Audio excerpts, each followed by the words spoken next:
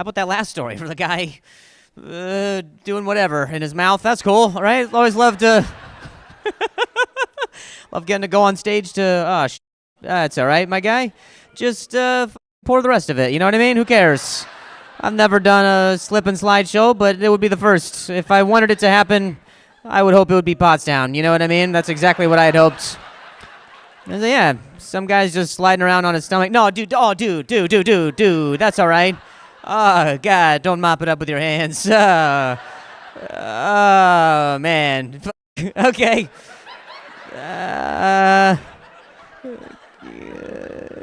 I almost wish you wouldn't have stopped. If the whole show you were just like,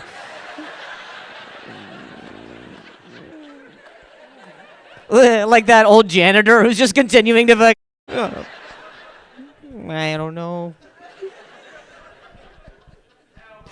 Nah, you're good, bro. We'll get a caution wet sign or something for me to fucking walk under. I don't even want to woo. I just want some guy to go,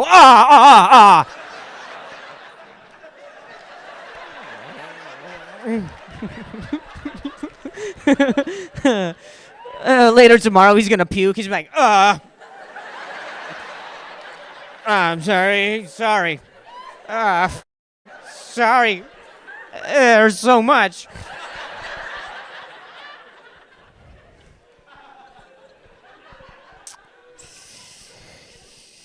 All right. Well, thanks for being here, guys. Thanks for coming out to this this wedding venue for this show or whatever this is. Yeah, Raj and I get to renew our vows here, so thanks for coming. We wanted our closest audience. Just in a Christian church or whatever this is for a comedy show. We will pass a bowl around, and we expect everybody... Just put in what you can. You know, we're not asking a lot. You had your prom here? Hell yeah. Did it go better than that?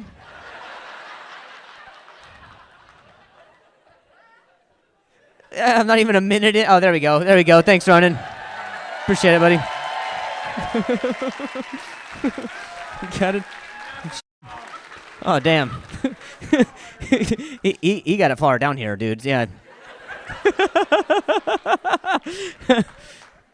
He just did this so you'd put his ass right in his face, Ronan. Whoops. That's fine. Just leave the ice cubes. I'll pee right on those if I have to go. You know, and they always put ice cubes in urinals. You're like, yeah, dude. Peeing can be fun. All right, cool. Was just about to ask if anybody's drinking tonight, but it's clear. God, dude. I love doing a show where you can just watch ice melt on the stage. I require it at every show, really. I don't do a clock. I just watch ice, and then when 4 cubes become water, I row the out of here. Got 3 cubes left. I'm almost done. We're ticking down. I'll say one last thing, and then we'll bring up the happy couple.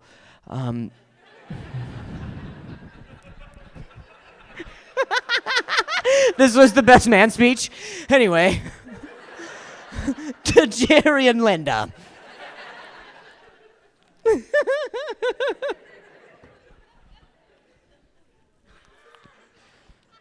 We're at 2 ice cubes right now, folks. Is that a drain? Oh, no. Oh, it's not a drain, dude. That is an electrical outlet. F*** you, bro. What the fuck? Dude, thank God everybody who I would want at my funeral is already here. This is perfect. Ever had a wedding bar mitzvah funeral? It's cool.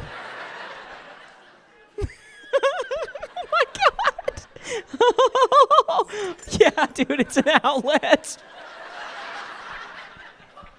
I'll be spending most of the show right over here, just so you know.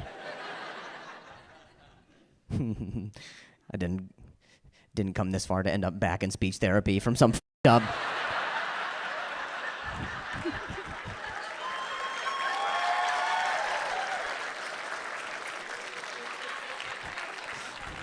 I stay in so many hotels too. Oh man. Literally my standards for hotels have dropped so dramatically that now I just want to stay in a hotel that when the cleaning lady knocks on the door, it doesn't sound like housekeeping! I was like, yeah, can't you just pass through the door since you're a demon ghost?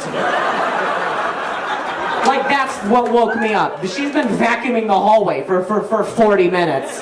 Just ramming my door.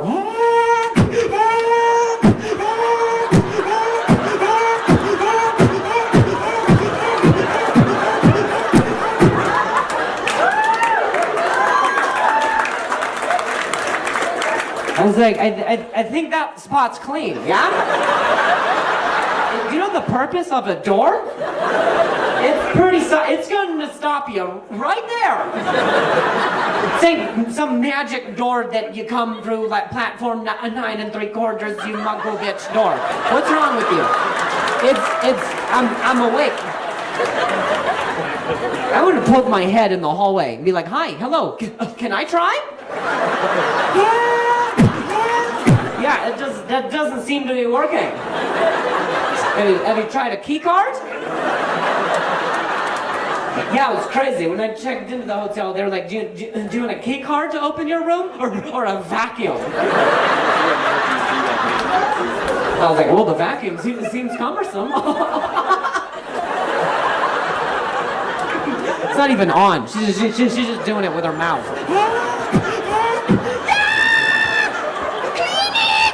She should just pick it up and vacuum my door.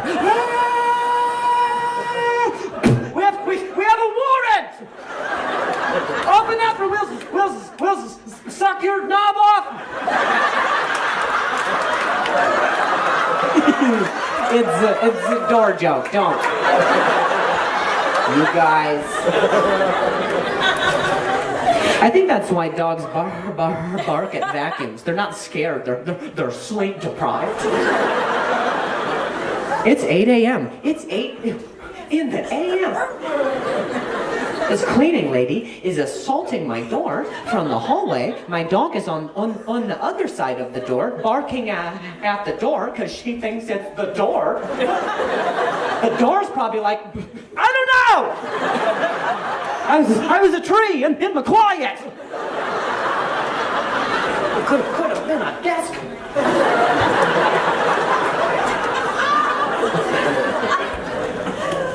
I don't know what to say, man. I never know when a cleaning lady knocks. Oh my God, fear overcomes me. I'm like, I don't know, how did you find me?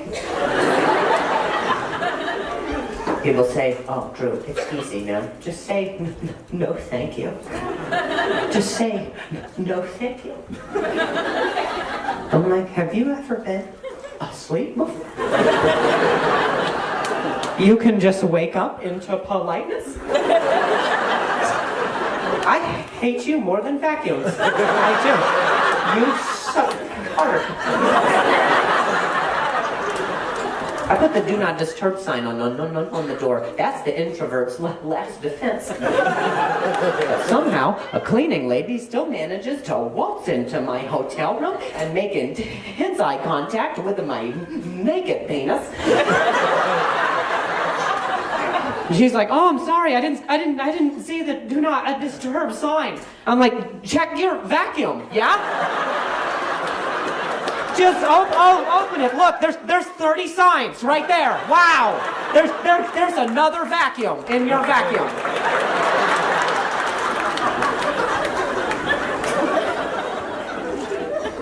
And sometimes the signs fall off the door. Oh, such an inconvenience.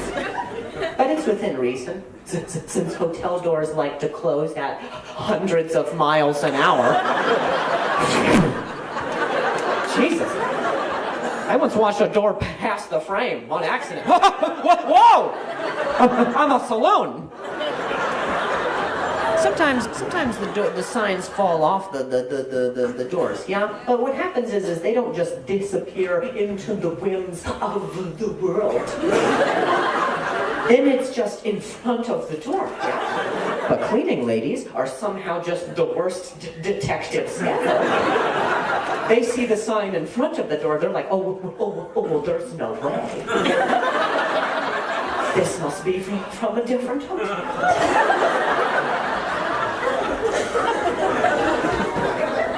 And I know why they fall off. Here's exactly why. It's because do not disturb signs are made for doorknobs.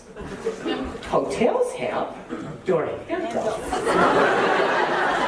Nowhere in a hotel is there a doorknob, yeah? If you're in a hotel that has doorknobs, that's not a hotel.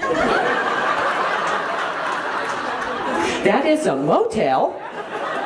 And they don't have cleaning ladies.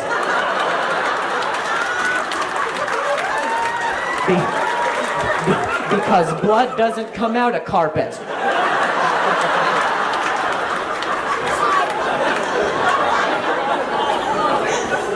I would know, because this one time I murdered a cleaning lady. I did. Last minute decision. And I fucking regret it every day. I do. I have to. The headstone says do not disturb. So I think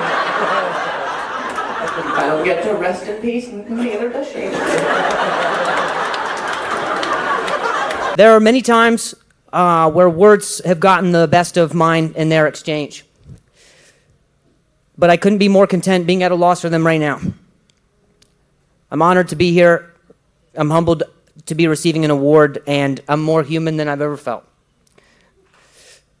I'm a person who stutters, but I didn't grow up stuttering. If I'm being honest, I don't know that I grew up at all. Emotionally, physically, I mean, you can tell. I stutter because when I was 20 years old, I suffered a head injury during a softball game. I should clarify, I was playing. It wasn't some freak accident I had in the bleachers. Although bleachers are precarious. You ever try to walk up bleachers? More people have probably experienced head injuries on bleachers than from actually playing softball. It was probably safer that I played softball that day rather than spectate. My condition could have been worse if I sat on bleachers. Sorry. I know you want me to stop talking about bleachers.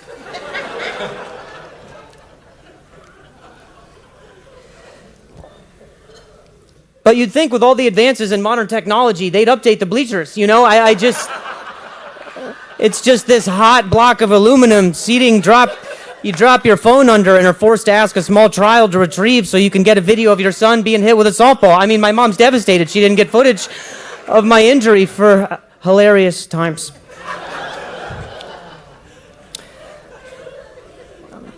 Like I said, I don't know if I grew up at all. The day I got injured, I took a grounder to the throat off a hop from a line drive at shortstop, and my life was forever changed. I found myself at the hospital the next morning, unable to speak or remember how I got there, with parts of the left side of my body rendered non-responsive. And it couldn't have come at a worse time. I had callbacks for movies and some pretty big TV shows lined up that week, which could no longer be possible to audition for over the mere fact that I had a newfound speech impediment and no one wanted to hire me. So, my acting career terminated, my parents devastated, and there I was left wondering what I did to ever deserve a punishment like this from the good God above. I wish I could say it got easier, but the truth is, I was insecure before my injury. In fact, I used humor as a vehicle for exposing others' insecurities, to draw any attention away from the idea that I was short, that I was fat, that I was the new kid, that I was different. I was a bully. And who I was would probably not hang out with who I am today.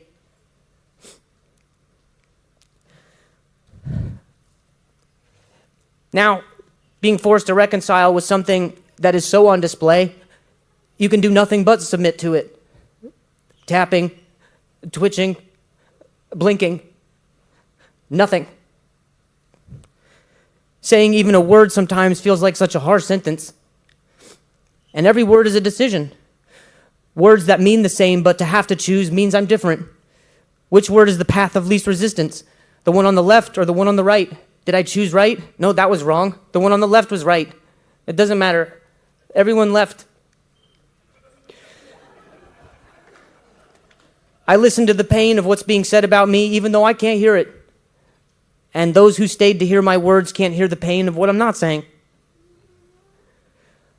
Working with these kids and this organization has connected me to something that I never had before I stuttered, and that's perspective. Resilience doesn't always mean fight. Sometimes it looks like surrender. And the mental fortitude these kids have in experiencing adversity themselves while choosing grace for others every day, despite feelings of isolation, marginalization, and sometimes humiliation, is nothing short of extraordinary. Loving no matter what. That is Christ-like. That is childlike. This is wisdom. The word accept is a homophone. You get to decide which one you hear. Accept. You have no idea which one I'm saying right now. But I can tell you at one point in my life, the word accept meant something different than the word accept does to me today. Yeah, I would listen to him, except he stutters. That's a direct quote, said not about me, but by me. And I'm ashamed. Dismissing someone else's experience simply because it's not mine. At least not yet. And now, perspective. And I'm grateful. I think about my injury often, and 15 years later, I'm not so sure the hop that softball took was a bad one. Maybe I could have fielded it better. Maybe I could have let it go. But letting things go is almost all I do now. Finding strength in grace, finding space in community, finding that nowhere else in the world do I feel like I can be fully myself, but here. I can be heavy. I can be still. I can be understood without saying anything. Stuttering has taught me compassion for the human condition, not just this neurological one. And if there's anything I can part you with tonight, it would be this. Find every reason to accept someone, not accept them. Thank you.